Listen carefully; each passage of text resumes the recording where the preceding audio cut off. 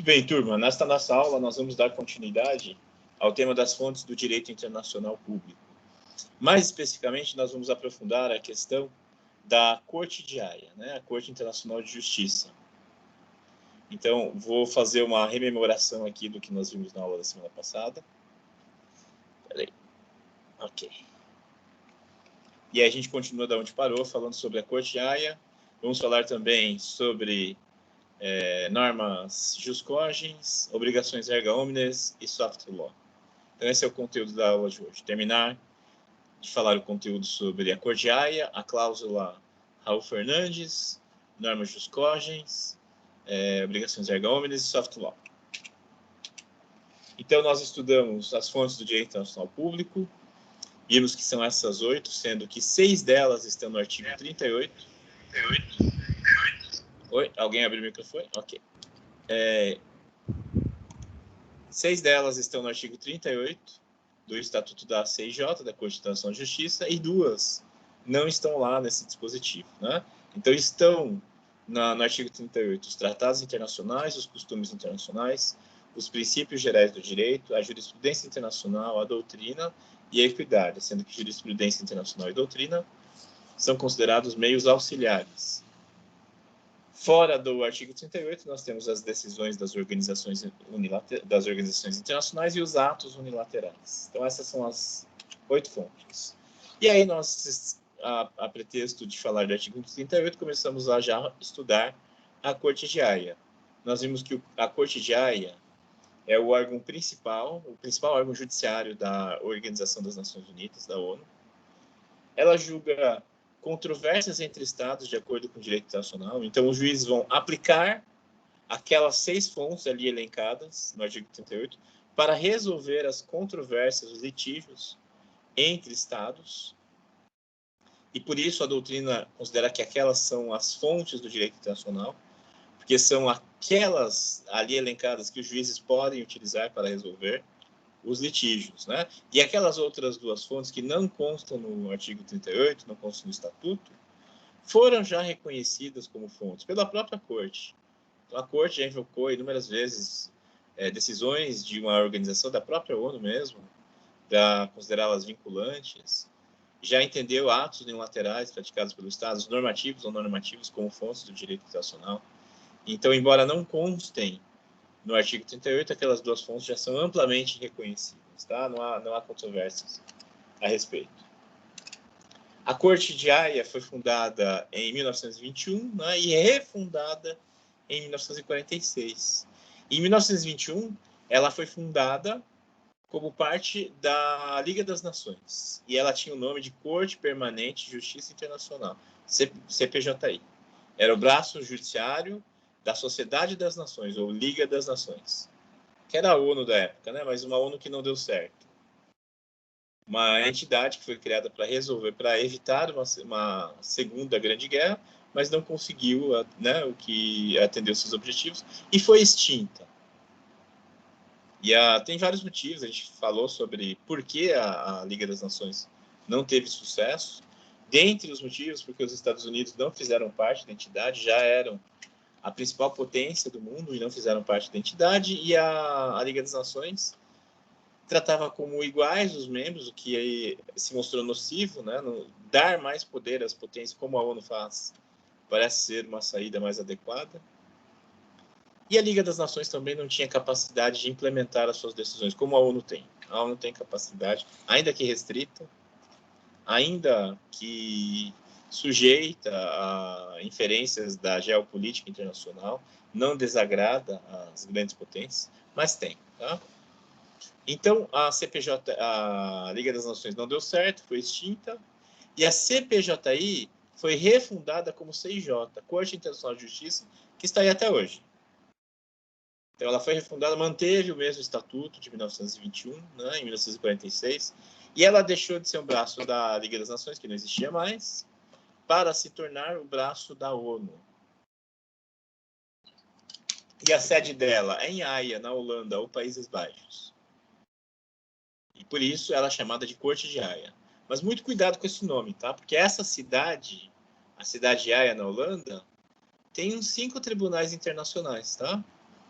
E muitos confundem os nomes. O TPI, por exemplo, Tribunal Penal Internacional, a sede dele é em Haia também, mas ele não pode ser chamado de Corte de Haia. Ele é o TPI, é o Tribunal Penal Internacional.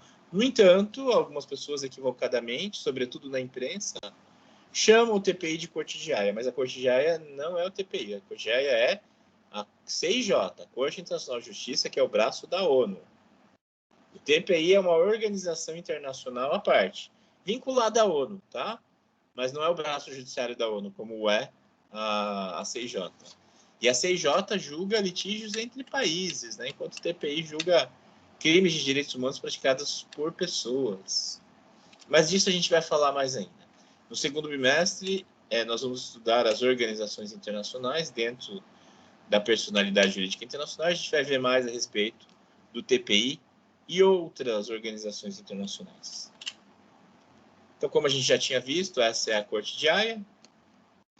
Está instalada no Palácio da Paz, desde a época da Liga das Nações, sempre foi aí a sua sede. E aí é um curso de Direito Internacional todo ano, né, da Academia de Direito Internacional de Haia, bastante prestigioso. Raul Fernandes, eu mencionei ano passado, na nossa aula da semana passada, essa personalidade. Raul Fernandes era um político, advogado brasileiro, diplomata do Rio de Janeiro, né? Do Rio de Janeiro, e que quando da fundação da Corte de Haia, ele foi o representante brasileiro. O representante brasileiro deveria ser o Rui Barbosa, mas o Rui Barbosa, naquele momento, estava doente, né? Estava adoentado, e ele recomendou o nome do Raul Fernandes para ir em seu lugar. E o Raul Fernandes foi representar o Brasil na conferência que se reuniu na cidade de Haia, na Holanda, né? Entre junho e julho de 1920, para redigir o Estatuto da Corte de Haia, da Corte Permanente de Justiça Internacional até então. Né? Então, ele foi o representante brasileiro. Por que é importante saber dele? Eu já vou falar. A gente vai falar da cláusula Raul Fernandes. Então, já vamos falar. Deixa eu só falar um pouquinho mais dele. Ele foi presidente do Rio de Janeiro, não era governador à época, né? Chamava-se presidente. Ele foi presidente do Rio de Janeiro. Ele foi chanceler por 2 vezes. Ele foi chanceler do Café Filho, do Carlos Luz, que teve um impeachment, né, de mandato de 3 dias. Então, ele foi chanceler por 2 oportunidades. Ele foi membro do Comitê de Juristas, nomeado pela Sociedade das Nações para organizar o projeto de estatuto da Corte Permanente de Justiça Internacional, a CIJ. E é isso. Então, esse é o Raul Fernandes. Essa foto que vocês veem aí é a que está lá no Itamaraty, no Ministério das Relações Exteriores do Brasil. Então, a importância dele, né? Ele participou da conferência, mas ele deixou uma marca indelével da sua atuação. A chamada cláusula Raul Fernandes. O nome é Cláusula Facultativa de Jurisdição Obrigatória, que foi uma proposta dele que vingou e hoje é um paradigma no direito internacional, essa ideia. Então, vou contextualizar para vocês entenderem. Quando foi recriada a Corte Permanente de Justiça Internacional, com o nome de CIJ, havia uma discussão. Tá, deixa eu voltar um pouco, vai. Quando das discussões para a criação da ONU, né, havia o consenso de se extinguir a Sociedade das Nações, a Liga das Nações. E isso foi amplamente debatido, né, nas conferências preparatórias, conferência de Potsdam, conferência da Crimeia. Então, nos trabalhos preparatórios para a ONU, o consenso era extinguir a Sociedade das Nações. Vamos criar uma nova entidade, a ONU. E aí, na Conferência de São Francisco, havia um debate, né? Vamos usar a CPJI, que é o braço judiciário da Liga das Nações, para essa nova entidade ONU, ou vamos criar um novo? Né? Como nós vamos resolver isso? Decidiu-se aproveitar, né, a estrutura da CPJI, o mesmo prédio, a mesma jurisprudência, E daí foi refundado. Tá, é isso aí. Voltando mais ainda, tá? Eu estou confundindo o período histórico. Na hora da criação da CIJ, tá? 1920, Liga das Nações. Gente, desculpa, eu me confundi aqui. 1920, foi o Raul Fernandes representando o Brasil em lugar do Rui Barbosa. E a discussão que se fazia naquele momento era: como nós vamos vincular os estados? Essa corte que nós estamos criando, a ser chamada Corte Permanente de Justiça Internacional, ela vai ser uma corte com jurisdição obrigatória ou jurisdição facultativa? E os trabalhos, os plenipotenciários, ficaram divididos entre ou criar uma corte com jurisdição obrigatória, ou seja, todos os países da Liga das Nações estariam vinculados a essa corte, ou uma corte com jurisdição facultativa, aceita quem quiser, né? As decisões são facultativas. E havia muita discussão sobre isso.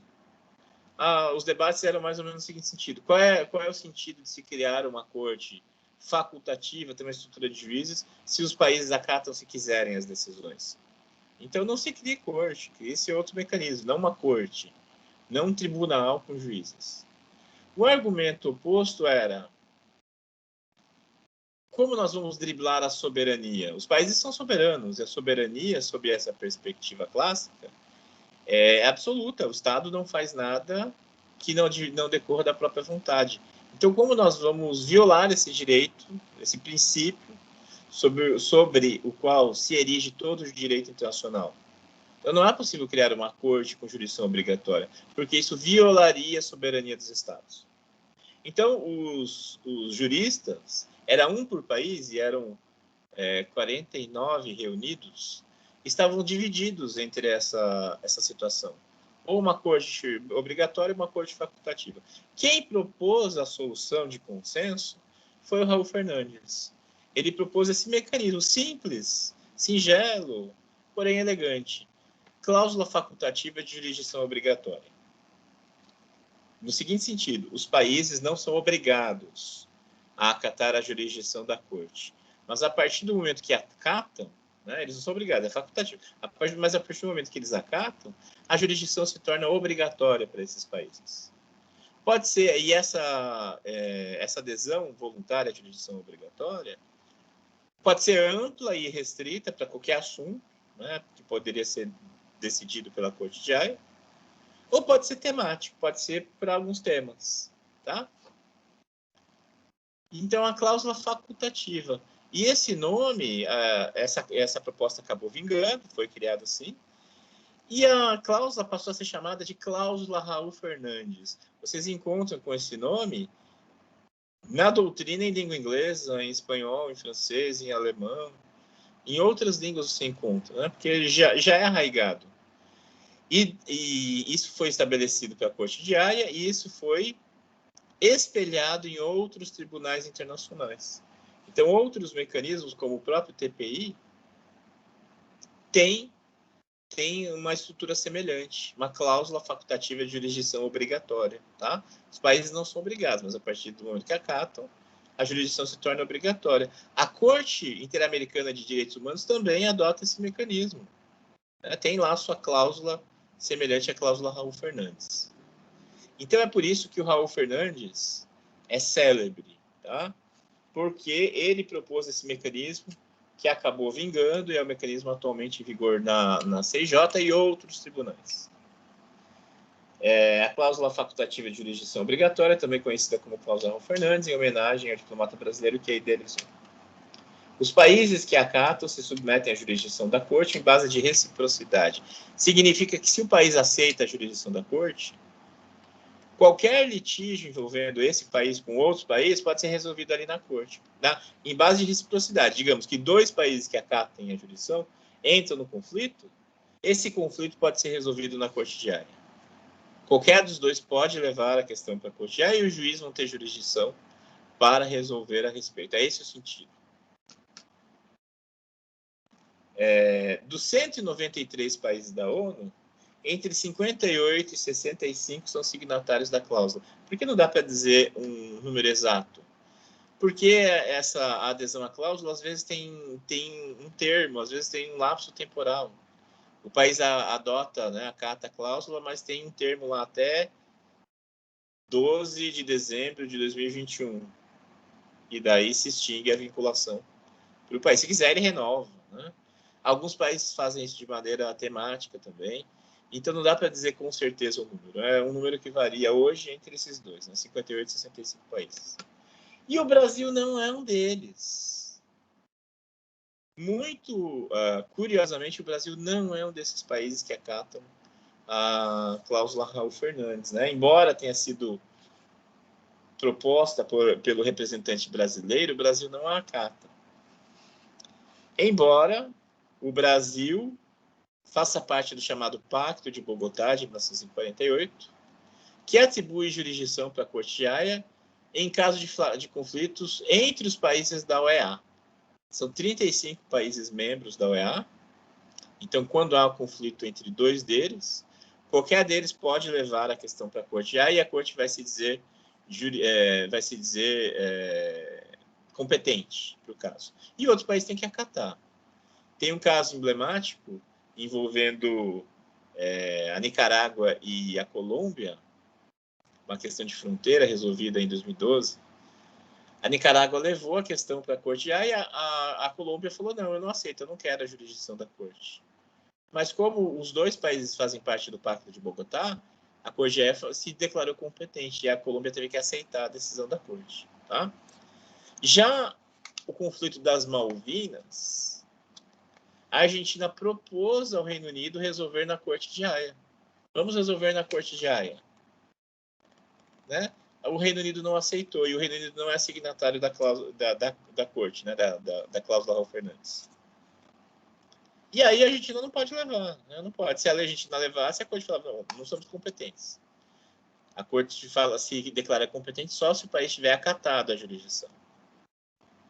Então vejam só, o Brasil faz parte do Pacto de Bogotá, então em caso de conflito com países da OEA, esse conflito envolvendo o Brasil pode ser levado para a Corte de Haia. Tá? Mas, afora isso, o Brasil não é signatário da cláusula Raul Fernandes. Alguns dispositivos do Estatuto da Corte Internacional de Justiça, da Corte de Haia. Só vou ler por alto. O artigo 1 fala da vinculação com a ONU. A Corte Internacional de Justiça, estabelecida pela Carta das Nações Unidas, como o principal órgão judiciário das Nações Unidas. Então, a Corte, a CIJ, é o principal órgão judiciário das Nações Unidas, da ONU. Aliás, esse estatuto, o Estatuto da Corte Internacional de Justiça, ele é um documento anexo à Carta da ONU. Então, se vocês procurarem, né, o decreto que incorpora a Carta da ONU no Brasil, vocês vão encontrar junto o Estatuto da Corte Internacional de Justiça. Então, primeiro tem a Carta da ONU e depois vem o Estatuto da CIJ. A Carta da ONU acho que tem 111 artigos, né? E depois vem a CIJ.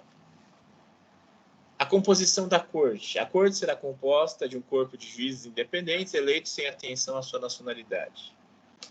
A Corte será composta de 15 membros, não podendo configurar entre eles 2 nacionais do mesmo Estado. Então é isso, são 15 juízes, com mandatos de 9 anos. Os juízes são independentes, eles não estão lá representando seu país. A partir do momento que eles são eleitos pela Assembleia Geral da ONU, né, eles passam a atuar sozinhos, de maneira autônoma, de maneira independente, não representando seu país. E não pode ter 2 do mesmo país. Agora, um costume que se estabeleceu é que sempre vai haver um juiz das 5 principais potências, os 5 países com poder de veto no Conselho de Segurança da ONU. A gente vai falar disso mais em outra aula. A gente vai falar sobre a ONU, né? Mas já antecipando aqui, Estados Unidos, Reino Unido, Rússia, França e China. Esses são os 5 países mais poderosos da ONU, tem cadeira permanente no Conselho de Segurança da ONU e poder de veto lá. Esses 5 países sempre têm um juiz na Corte de Haia. Né? Quando encerra o mandato de um, é eleito outro que é daquele país. Claro que já aconteceram exceções. Teve um tempo recentemente que a Inglaterra, o Reino Unido, ficou sem o representante do país lá, mas, enfim. Exceções. A regra, né, a regra costumeira, é que pelo menos um dos juízes seja pelo menos não, cada um dos 5 países tem um juiz em toda a composição da Corte de Haia. Só os estados poderão ser partes em questões perante a Corte. Então, no caso, a Corte só julga conflitos entre soberanias, não julga pessoas, julga conflitos entre estados. E mais, ela tem uma competência consultiva e uma competência litigiosa. Na competência consultiva, a Corte resolve, a Corte profere pareceres. Então, países, ou a própria ONU, ou órgãos da ONU, podem fazer consultas à Corte de Haia, para que a Corte de Haia, o juiz, interpretem alguma questão. E daí profira o parecer consultivo. Ou então litígio, né? Que daí a Corte profere sentenças a serem cumpridas pelos países. Um exemplo de parecer consultivo se deu com relação ao status da ONU. Então, a ONU teve um litígio com Israel, né? Uma desavença com Israel, porque o seu representante foi morto, foi assassinado em um atentado terrorista praticado por um grupo sionista. E aí a ONU exigiu que Israel, né, cobrou de Israel, que jurisdicionalizasse a questão e punisse os culpados, mas Israel nunca o fez. E Israel alegou que não reconhecia a personalidade da ONU. E aí a ONU o que fez? Enviou um pedido de consulta para a Corte de Haia. Perguntando, juiz, eu tenho personalidade, eu posso interpelar Israel? E os juízes proferiram um parecer consultivo de 1949, bastante célebre, né, reconhecendo a personalidade jurídica da ONU. A gente vai estudar esse caso, vai ver, porque ele ampara o reconhecimento das organizações internacionais. Então, é um exemplo de parecer consultivo, tá? A cláusula Raul Fernandes é o artigo 36. Aí está todo o artigo 36, só vou ler com vocês esse comecinho aí que está grifado. A competência da Corte abrange todas as questões que as partes lhe submetam, bem como todos os assuntos especialmente previstos na Carta das Nações Unidas ou em tratados e convenções em vigor. Os Estados partes no presente Estatuto poderão, em qualquer momento, declarar que reconhecem como obrigatória, ipso facto e sem acordo especial, em relação a qualquer outro Estado que aceite a mesma obrigação, a jurisdição da Corte em todas as controvérsias de ordem jurídica que tenham por objeto a interpretação de um tratado, qualquer ponto de direito internacional, a existência de qualquer fato que, se verificado, constituiria violação de um compromisso internacional, a natureza ou extensão da reparação devida pela ruptura de um compromisso internacional. Essa é a cláusula Raul Fernandes, tá? Aí tem mais dispositivos, mas ali é a última, que fala sobre a jurisdição.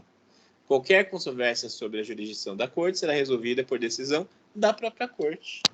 A própria Corte reconhece sua jurisdição, né? Como no caso em que a Colômbia não queria aceitar a jurisdição da Corte, mas a Corte falou, não, eu sou competente. Você assinou o Pacto de Bogotá, então você tem que acatar a minha jurisdição, né?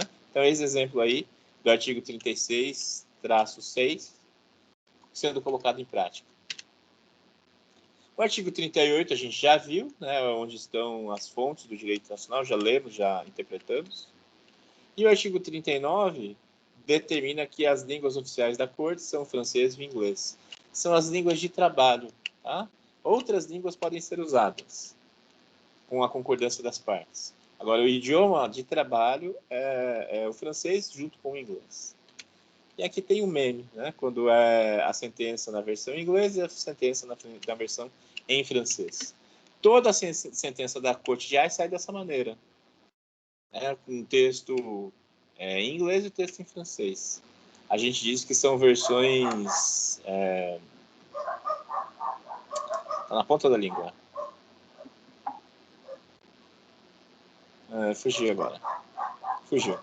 Mas, enfim, elas têm o mesmo efeito, tá? A mesma validade. Não é assim, o inglês vale mais do que o francês. Em caso de dúvida, aplica-se em francês. Não, elas têm a mesma vinculação, o mesmo peso, tá? Oxe, vou ficar com essa dúvida agora. Os juízes brasileiros da Corte de Haia. O Brasil já teve uns 7 juízes na Corte de Haia. Olha só que paradoxo. O Brasil tem muito prestígio na Corte de Haia, Já teve 7 juízes, mas o Brasil não assina a cláusula Raul Fernandes, que teve a redação proposta pelo próprio representante brasileiro. Ao passo que países importantes como a Espanha, a Argentina, nunca tiveram juiz na corte. Olha só, gente. Tem países importantes que nunca tiveram um juiz na corte. O Brasil já teve 7. O mais recente acabou o mandato em 2018, acho que foi o Cansado Trindade. Então vejam quem foram os juízes, né? O Rui Barbosa, que atuou entre 1920 e 1923, nosso Águia de Haia. Epitácio Pessoa, que tinha sido presidente do Brasil, e ele atuou logo depois da sua presidência. Ele encerrou o mandato, e daí ele virou juiz na corte, e ele atuou de 1923 a 1930. Levi Carneiro, de 51 a 54. José Sete Câmara, de 79 a 88. O Rezec, o Francisco Rezec, de 97 a 2006. E o professor Cansado Trindade, de 2008 até 2017. É isso aí. 2017. Então, esses foram os nossos representantes. Isso aqui eu vou deixar para falar na aula de TPI. Não vou falar correndo. E, por fim, outras regras internacionais. Normas jus cogens, obrigações erga omnes e soft law. Normas jus cogens são normas que não podem ser afastadas por vontade das partes, né?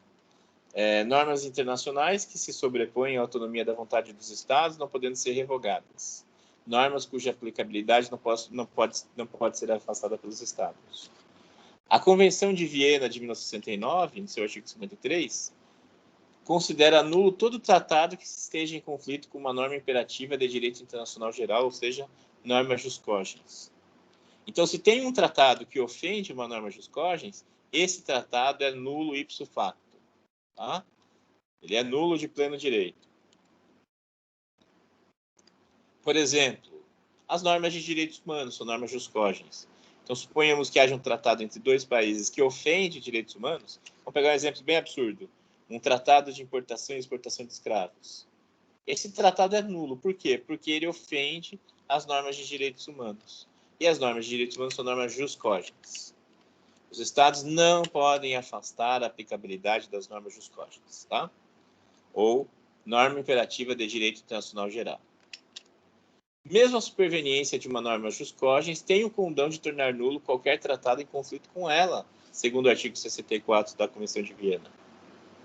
São consideradas jus cogens certas normas costumeiras, como aquelas que protegem os fundamentos da própria ordem internacional, certas normas convencionais, como a Carta das Nações Unidas, de 1945.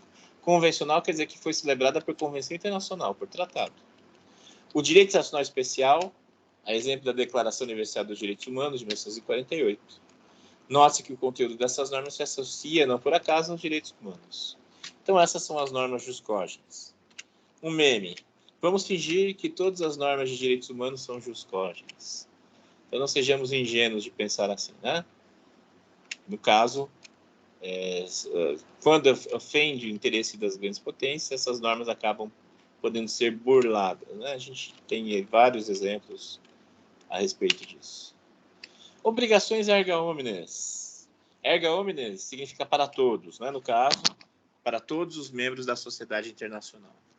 São obrigações impostas a todos os sujeitos do direito internacional, sem possibilidade de objeção, como, por exemplo, normas de caráter costumeiro, como o direito de passagem inocente, no qual o Estado ribeirinho deve respeitar o livre trânsito por seu litoral de embarcações mercantes procedentes de outros países.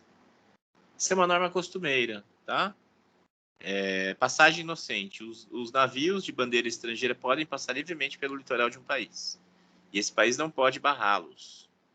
Claro, desde que não sejam navios de guerra, né? Essa disposição já está prevista num tratado internacional, a Convenção de Montego Bay.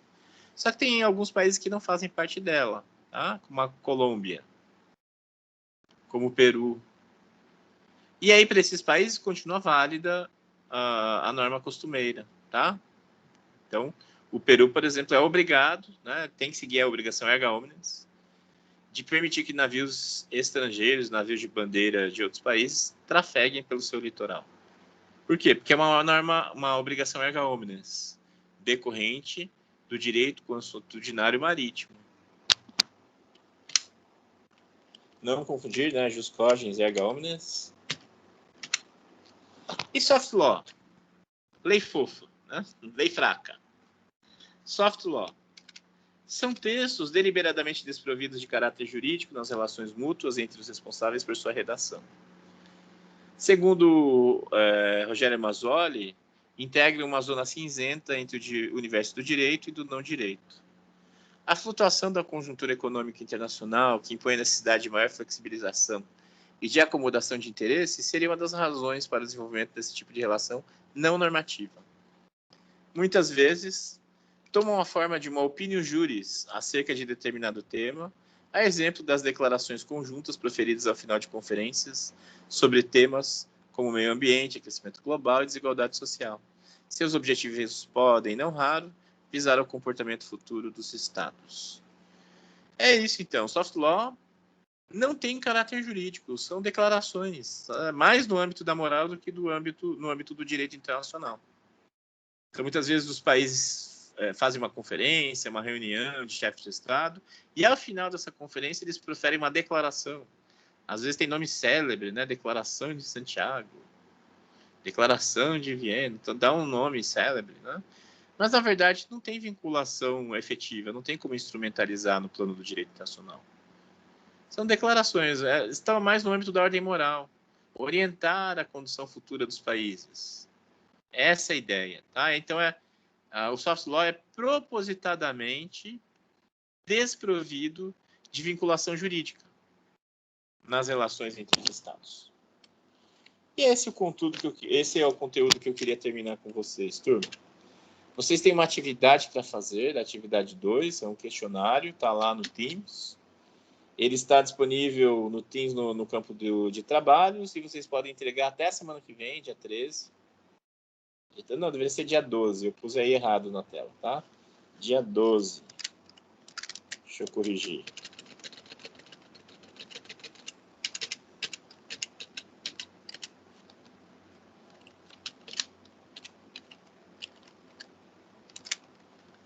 Então, dia 12 até as 23h59.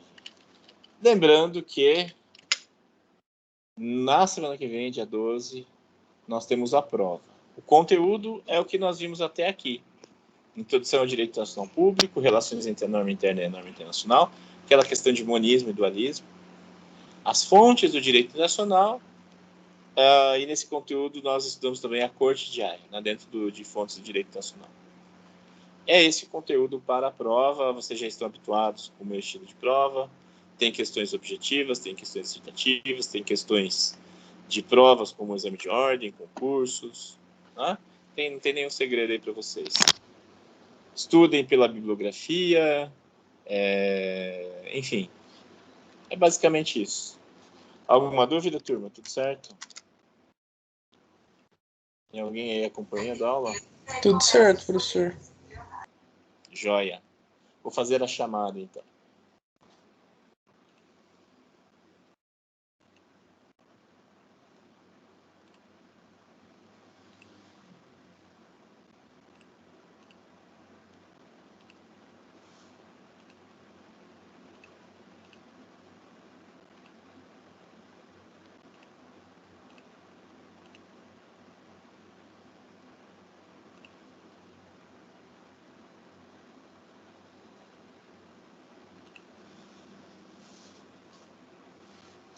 Alessandra. Presente. Amanda. Presente. Ana Carolina. Presente. Ana Laura Milioli. Presente. Ana Laura Pessoas. Presente. Ana Letícia. Presente. Ana Maria Alberton. Presente. Ana Maria Prebianca. Presente. Cibele. Presente. Daniel. Presente. Débora. Presente. Emanuele Tonolo. Emanuele Lima. Presente. Emerson. Emily. Presente. Flora. Gabriel Estevão. Presente. Gabriel Novelli. Presente. Gabriel Rabaioli. Presente, professor. Gabriela Alves. Presente. Gabriela Correia. Gabriela de Oliveira. Presente. Opa, ok. Dei presença. Gilmara. Presente. Graciela. Isadora de Souza. Presente. Isadora Tassiani. Presente. João. Presente. Laisa. Presente. Lucas. Presente, professor. Maria. Presente, professor. Murilo. Presente, professor. Natan. Omar. Presente. Pamela. Paola. Pietro. Presente. Rafael. Presente. Vanessa. Presente, professor. Yasmin. Presente, professor. Alguém tinha respondido no chat? Parece que não, né? Emanuele Tonolo. Professor. Ok. Emanuele Tonolo. Ok, Emanuele, presença para você. É isso então, gente. Se ninguém tem dúvida, encerramos aqui. Obrigado pela atenção. Semana que vem, prova, tá? E atividade para fazer.